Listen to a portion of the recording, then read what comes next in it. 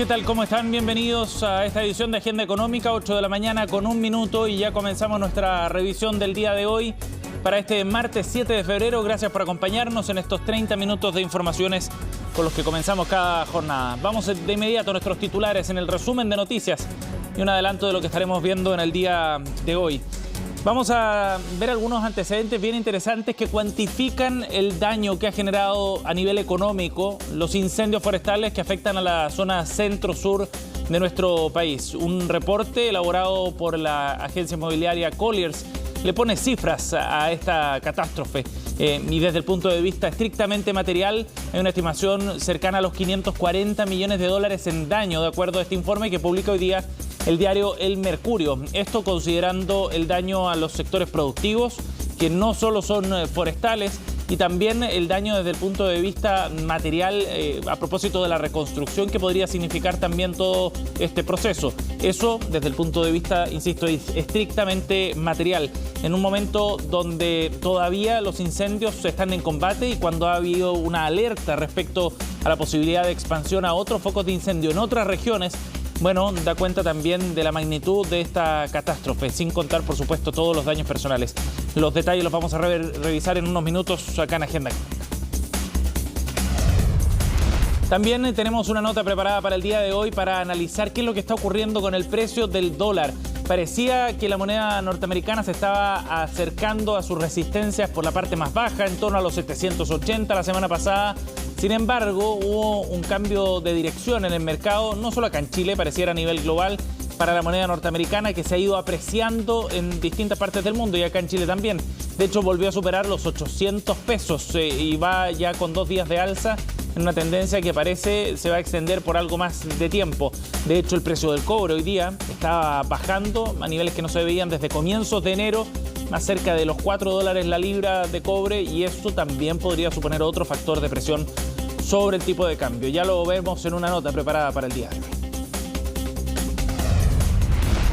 Y también vamos a revisar otros antecedentes de una revisión de los efectos que ha tenido hasta ahora la ley de pago a 30 días para las pymes. Esta normativa legal que entró en vigencia en 2019 ha ido generando ciertos efectos y el 2022 se vieron los mejores resultados en este sentido desde los últimos 6 años, desde el 2017, que no se veían tiempos tan bajos de pago para las pequeñas y medianas empresas por parte de sus clientes más grandes, por supuesto. 44 días de pago es el plazo en promedio que se registró en el último trimestre del año anterior. ¿Cuáles son los factores que están incidiendo detrás de esto? Es lo que también estaremos revisando en unos minutos. Y en un adelanto de lo que viene hoy, vamos a conocer el índice de remuneraciones. Es este indicador que monitorea mes a mes el Instituto Nacional de Estadísticas para ver cuál es el impacto de la masa salarial y de la inflación en nuestro país en particular. El efecto concreto que tiene en el poder adquisitivo de los trabajadores. Y hoy día, justo en la antesala de que conozcamos este índice, hay un interesante estudio que publica trabajando.com que muestra que el 70% de los trabajadores aproximadamente no tuvo un reajuste por IPC el año 2022, lo que muestra cómo se ha ido perdiendo poder adquisitivo en la práctica. Si no hay reajuste acorde con los datos de inflación, eso significa menor capacidad de compra en base al sueldo que reciben los trabajadores chilenos. Recordemos que la ley no obliga a ese reajuste a los empleadores, salvo que por 2 años consecutivos ya se haya generado dicha modificación. Es un dato bien relevante, considerando además los altísimos niveles de inflación que hemos visto en el último tiempo en nuestro país. Y en los números del día vamos a comenzar revisando lo que ocurre en las bolsas a nivel internacional. Hay ciertas dudas en los mercados que se recogen hoy a primera hora de la mañana, sobre todo en las transacciones en Asia, donde el Nikkei, por ejemplo, cerró con tendencia levemente negativa, 0,03%, y el Hang Seng subió solo 0,36%. A esta hora, en Europa, las ganancias en las bolsas europeas en el Eurostock bordean el 0,2%. Las dudas tienen que ver fundamentalmente con lo que está ocurriendo en Estados Unidos y las posibilidades de que el recorte de tasas que estaba esperando el mercado no se produzca tan rápido como avisoraban inicialmente los inversionistas. Y por otro lado, ayer el IPSA tuvo una caída de 0,54%, llegó a los 5.285 puntos, mientras que el Dow Jones en Estados Unidos cerró con una caída de 0,1%, el Nasdaq 1%. El dólar, en tanto, como les contábamos, ha cerrado en 805 pesos el día de ayer. Bien, comenzamos revisando entonces el detalle de estas proyecciones que publica hoy día el diario Mercurio. Se hacen sobre el impacto económico que ha tenido hasta ahora los incendios forestales entre las regiones del Maule hasta la Araucanía, con el riesgo además de que esto siga evidentemente aumentando en los próximos días si es que no se logra frenar el avance de las llamas. 540 millones de dólares en impacto económico es la estimación que ha realizado Colliers Internacional en nuestro país sobre la base de una serie de criterios y que evidentemente es una aproximación nada más a lo que ha sido el efecto económico de estos incendios forestales que ya afectan a más de 270.000 hectáreas. La estimación se descompone en la siguiente forma: las pérdidas cercanas a la afectación, por ejemplo, al tipo de suelo que ha sido afectado, se estima en cerca de 300 millones de dólares desde el punto de vista del efecto productivo que tienen en esos suelos. Fundamentalmente el 80% de los suelos afectados hasta ahora corresponde a suelos de rulo, es decir, son mayoritariamente destinados a la crianza de animales, a la ganadería o bien para el cultivo de trigo. Bueno, en ese contexto entonces es que se estima estos 300 millones de dólares por la afectación que corresponde a este tipo de suelo. Hay un porcentaje en todo caso, cerca del 20% de los terrenos que son también plantaciones forestales y viñedos del Valle del Itata, el sector vitivinícola, y empieza a levantar algunas alertas también por lo que ha significado para algunos productores locales en la región del Biobío en particular, que podrían estar afectados por este incendio también, considerando además los 2 a 3 años que se demora en recuperar las producciones. Esta puede ser una estimación todavía corta respecto al efecto económico que ha generado este incendio. También se estimaba en cerca de 100 millones de dólares el costo del combate a los incendios, que se incorpora dentro de estos cálculos, y luego una reconstrucción de los terrenos y de las viviendas destruidas por el fuego, más el equipamiento que se estima en cerca de 100 millones de dólares. Por último, como cuarto factor en esta estimación, 40 millones de dólares de pérdida para el sector del turismo, que ya han planteado también que empieza a generarse una baja en la ocupación. De acuerdo a las estimaciones iniciales, se tenía un estimado respecto al número de pernoctaciones que se podrían haber generado en el contexto de este verano 2023, y muchos de esos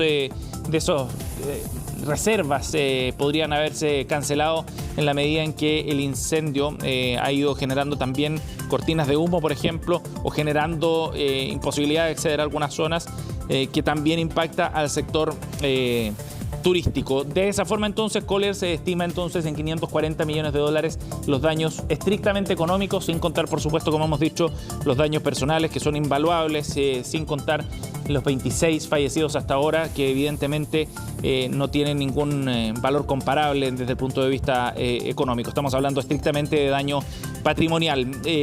Hay algunos sectores también que están mirando con preocupación lo que ocurre con el sector del cultivo de trigo. Algunas de las zonas afectadas concentran el 80% de las plantaciones de trigo a nivel nacional, lo que podría generar también otro daño mayor. Y desde el punto de vista de la siembra de cereales, ya se estiman en cerca de 500 hectáreas, de acuerdo a lo que publica hoy día el diario Financiero, el efecto para este sector. En la multigremial de la Araucanía también prevén una disminución en la oferta de madera por el efecto para algunas de las plantaciones y de maquinaria también. Recordemos que la planta Nueva Aldea de Arauco también ha sido afectada por estos incendios, aunque se estima que ya en las próximas horas podría retomar su producción luego del control de los incendios aledaños. Así entonces el balance que se ha hecho hasta ahora por distintos gremios y que da cuenta entonces del impacto económico, que no tendría mayor efecto, eso sí, desde el punto de vista agregado en la economía nacional, pero un daño patrimonial bien relevante para cientos, si no miles, de empresarios ahí en la zona centro-sur de nuestro país. Desde que se declaró el estado de catástrofe, nuestro gremio se ha desplegado a través de sus cámaras regionales, coordinándose de manera permanente con las autoridades. De esta forma, hemos puesto a disposición equipos como retroexcavadoras, bulldozer, camiones aljibes, camiones de transporte y elementos de seguridad, entre otros. Es importante, además, destacar que con la participación de nuestras sedes regionales se han constituido mesas público-privadas que permitirán realizar catastros Bueno, pero acá hay una discusión de fondo también y que tiene que ver con la ocurrencia de estos incendios que probablemente serán más frecuentes y más devastadores también en la medida que va avanzando el cambio climático, que genera las condiciones base para el desarrollo de este tipo de incendios. Y ahí viene otro desafío respecto a la organización productiva también que tiene nuestro país hacia los años venideros. Javier Albornoz reportó este tema. Nieve en el norte, calor extremo y fuego en el sur. Condiciones que para especialistas se relacionan directamente con la crisis climática, una que podría ser un acelerante de incendios forestales.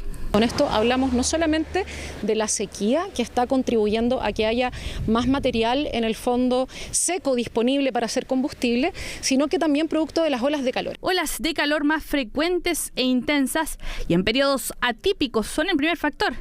Eventos que según un informe del CR2 de la Universidad de Chile ha contribuido con cerca del 20% del área quemada en las últimas 3 décadas. Hemos tenido olas de calor por periodos que jamás lo habíamos registrado, temperaturas por sobre las máximas por 3 días en 3 o 4 regiones que jamás lo habíamos registrado también. Eso asociado a modificaciones o cambios de viento, vientos desde el este. El segundo factor, la mega sequía que en Chile ya acumula 14 años. Tenemos una condición de sequía que ha generado un estrés en la vegetación gruesa. Tenemos una lluvia tardía de invierno o en primavera, lo que hace un crecimiento explosivo del pasto. El 80% de los incendios forestales en nuestro país parte por los pastos. El tercer factor se encuentra en la vegetación presente en los territorios. Veranos más secos y calurosos generan un concepto que se conoce como material combustible vegetacional. Plantas que están en el paisaje que tienen material leñoso. Una vez que hay un verano muy seco, está disponible para producirse la ignición y luego la propagación del incendio. Si no hay material combustible, no va a haber incendio. Este tipo de plantaciones es mayoritariamente invasora o monocultivo, como pinos o eucaliptos. Hay algo que no vamos a poder manejar. No podemos manejar los incrementos de temperatura. No tenemos cómo hacer desde la política pública que haya menos olas de calor. ¿Qué sí podemos hacer? Manejar el material combustible. El mismo informe del CR2 establece que este tipo de especies favorece la propagación del fuego y se estima que casi la mitad de la superficie quemada en incendios forestales tenía monocultivo. Panorama complejo en la tarea de reducir las emisiones contaminantes frente a la crisis climática, ya que el plan de descarbonización chileno depende de este tipo de especies. No podemos hacer basar la carbono neutralidad de Chile, la baja de las emisiones, ¿cierto?, en este tipo de plantaciones si seguimos con la no legislación correspondiente, porque en el fondo es una apuesta que es como una ruleta rusa. Entonces todo eso que se planta supuestamente porque captura CO2 en un evento de una temporada de incendios, con estos mega incendios que estamos viviendo, emite muchísimo más de lo que supuestamente estaría ayudando a capturar. El desorden territorial es el cuarto factor. La falta de planos reguladores en sectores rurales provocan un crecimiento urbano desordenado. El documento del Centro del Clima y la Resiliencia asegura que el riesgo aumenta cuando hay densidad de 5 a 6 casas por kilómetro cuadrado cerca de plantaciones forestales. Expertos coinciden en la necesidad de acelerar el proyecto de ley que establece una ley marco de suelos en Chile. Muchas de esas personas tampoco tienen los cuidados adecuados, entonces también aumenta la posibilidad de nuevos incendios. La llegada de nuevas casas a nuevos territorios también puede generar problemas de mayor interfase y mayor drama humano. Por eso se requiere de manera urgente un ordenamiento territorial que no solamente se ocupe de poder manejar la exposición de las personas a esta amenaza, sino que los usos de suelo. ¿Cómo vamos a seguir expandiendo una industria como la industria forestal, que sabemos que es la que más se quema en este tipo de episodios? Se estima que el mega incendio ocurrido en 2017 generó 100 millones de toneladas de CO2, equivalentes al 90% del total de emisiones que ocurrieron en el año anterior, lo que establece que este tipo de eventos se deberían registrar cada vez con mayor frecuencia, situación similar al adelanto de fenómenos como el invierno altiplánico, el que ya genera algunos desbordes y cortes de caminos en el norte del país.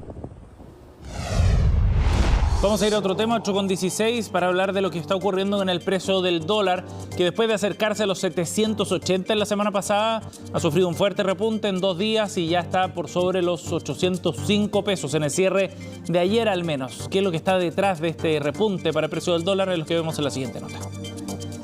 Tras largas semanas con una tendencia a la baja, el valor del dólar tomó un escenario distinto. El billete verde tuvo una fuerte alza llegando a 808 pesos durante la tarde de este lunes. ¿Cuáles son las principales razones que inciden en el precio de la divisa norteamericana? Principalmente fueron los muy buenos datos macroeconómicos en Estados Unidos, donde salieron números muy buenos, donde no habíamos visto hace mucho tiempo, por lo que genera un optimismo en el mercado norteamericano, fortaleciendo la divisa a nivel global. Por otra parte, ¿cierto? Veníamos con una tendencia bajista de ya varios meses acá en el peso chileno, principalmente por la venta de Hacienda y el Central, pero con estos datos norteamericanos muy buenos, como que cambia un poco el escenario y podríamos ver el dólar apreciándose a nivel global. Al proyectar la estabilidad de la divisa norteamericana para las próximas semanas y meses, hay distintas gatillantes a nivel interno y externo que pueden afectar al precio del dólar. Por ello, los expertos comienzan a indicar cuáles son los movimientos más importantes a los que hay que estar atentos para este tipo de cambios en los próximos días. En primer lugar, hay que ver qué va a pasar con la Reserva Federal de Estados Unidos y su política monetaria, ya que todos están expectantes a que pronto finalice el proceso de alza de tasas, pero también hay que ver cuánto tiempo va a tener la tasa de interés en niveles elevados. También hay que estar muy atentos a lo que pase con China, considerando el impacto que tiene en la demanda de cobre y por consecuencia en el precio de este mismo. Situación que apoyaría también algunos factores internos, considerando que para este año se espera un debilitamiento económico bastante importante y también porque vamos a tener incertidumbre, especialmente en la última parte del año, con la nueva constitución. Importantes factores que han marcado días volátiles en el precio del dólar. En 72 horas ha pasado de estar cercano a 780 pesos a bordear los 810 pesos, por lo que los expertos comienzan a afirmar que el billete verde podría estar marcando un piso para lo que resta del año, en valores que se alejan de los fantasmas de 1.000 pesos. En el corto plazo podemos basarnos más que nada en análisis técnico o los argumentos, los pisos frecuentes que tiene el dólar, o sea, los niveles de precio a los cuales se mantiene. Actualmente está en una zona entre 800, 780, que son unos pisos bien importantes donde se detuvo y empezó el rebote. Ya nosotros creemos que para el corto plazo probablemente se mantenga cercano a la zona 800, 815, ya cercano a esa zona probablemente se mantenga a la espera de algún cambio importante que podría marcarnos un poquito el escenario a mediano o largo plazo. Cambios que podrían comenzar a repercutir con el informe del IPC de esta semana, donde, según señalan los expertos, podría generar una pequeña alza en la divisa norteamericana, marcando la pauta de lo que sería su variación en los próximos meses.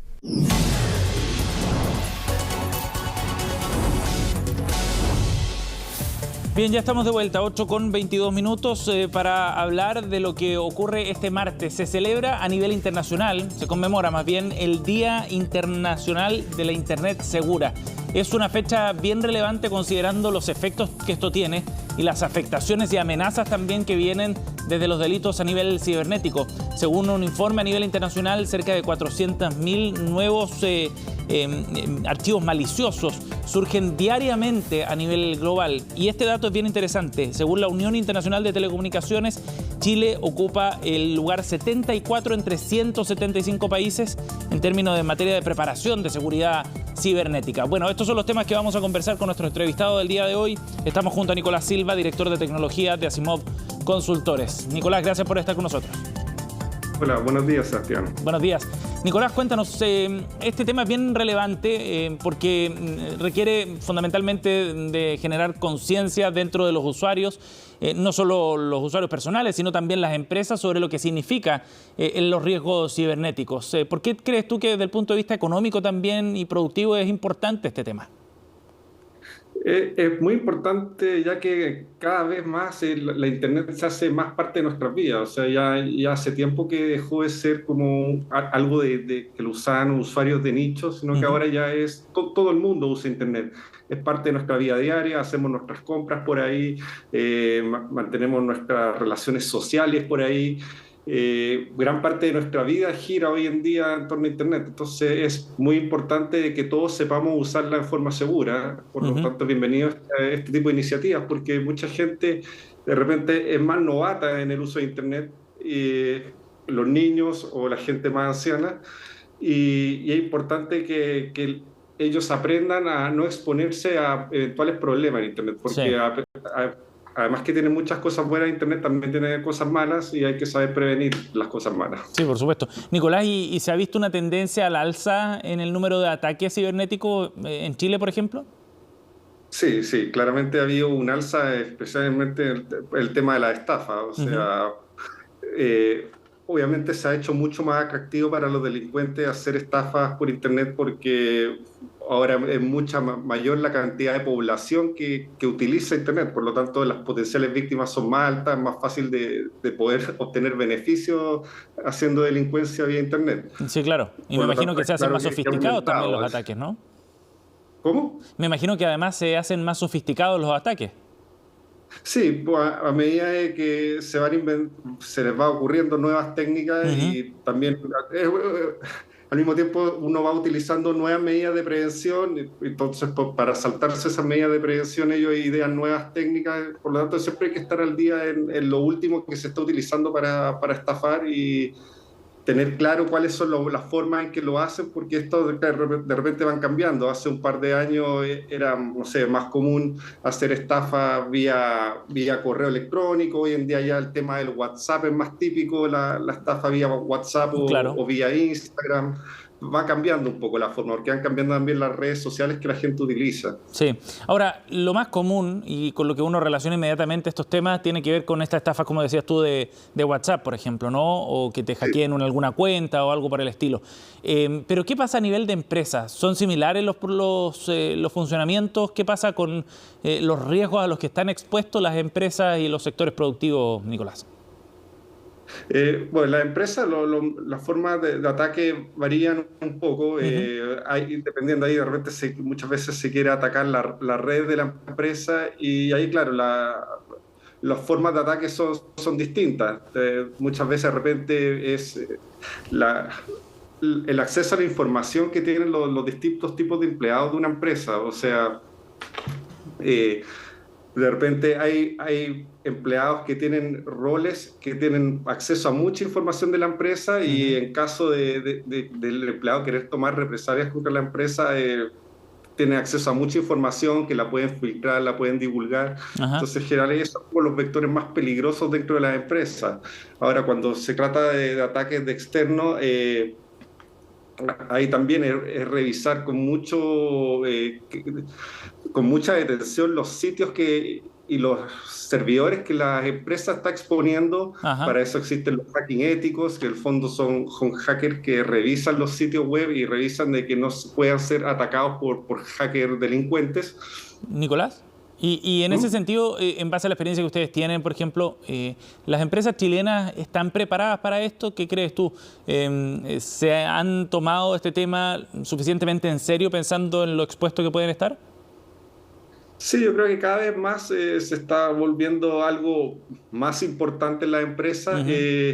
No sé si se están tomando en la mayoría desde mi punto de vista, las medidas adecuadas para el ciberacoso. De repente, en general, veo que las empresas se privilegia mucho el utilizar como herramientas automatizadas para detectar vulnerabilidades en los servidores de las empresas, que para mí no son tan efectivas como lo es contratar servicios de hackeo ético realizado por humanos, donde le metan como inteligencia y criterio para ver cómo yo puedo vulnerar los sistemas de las empresas, porque para mí ese es el vector que es el que finalmente se utiliza para los ataques normalmente y que en general no se toma mucho en cuenta. O sea, en resumen, las empresas sí le están poniendo más énfasis a la ciberseguridad, pero de repente veo que muchos van por el camino un poco equivocado al tomar estas medidas.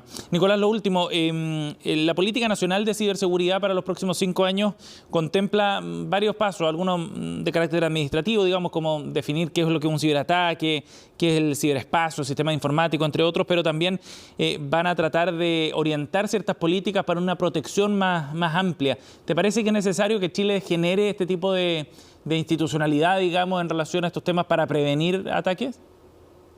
Sí, es importante siempre tener una institucionalidad que lo respalde, leyes que lo respalden para poder castigar este tipo de delitos, pero principalmente pienso que lo más importante debería ir por el tema de la educación de la población, para que no caiga en la estafa. O sea, tiene que ser más contundente la comunicación, tanto en campañas publicitarias, sobre el buen uso del Internet, porque claro, tú puedes aplicar todo tipo de leyes, pero pero el delito común de la clonación del WhatsApp, es difícil de repente de que esto vaya a transformarse en una causa judicial. Entonces es mejor prevenir, es mejor que se le informe a la gente que no tiene que compartir sus datos personales, datos de tarjeta de crédito.